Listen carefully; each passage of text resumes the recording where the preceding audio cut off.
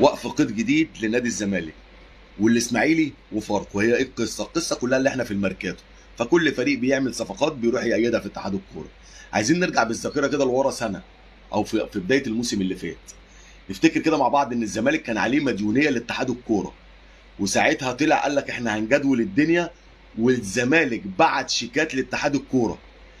يقوم اتحاد الكوره، طبعا ده تمثيليه مطبوخه ومفهومه، يعني اتحاد الكوره يكتشف في شهر واحد اللي فات يروح يصرف الشيكات. قال ايه الشيكات بدون رصيد؟ قال يعني هو ما يعرفش، ومع ذلك طلع له رخصه للعب في افريقيا وايد اللعيبه بتاعته عادي. عدي ياض، طب عدي ديت نعديها. يجي بقى جون ادوار لما عرف بقى الموضوع، طبعا هو مش اللعيبه بتاعته مش هتتأيد كده. لما عرف الموضوع بيقول لك توصلنا لاتفاق مع اتحاد الكوره ان الموضوع هيتحل يوم السبت. طبعا يوم السبت ان مفيش بنوك، ويوم الجمعه الدنيا بتبقى اجازه رسميه. اتحاد الكوره بيتفتح يوم الجمعه عادي، والناس بتبقى موجوده وفي موظفين، والدنيا لنادي الزمالك بس. يجي نادي الاهلي يطلب حكام اجانب، يقول لك ايه؟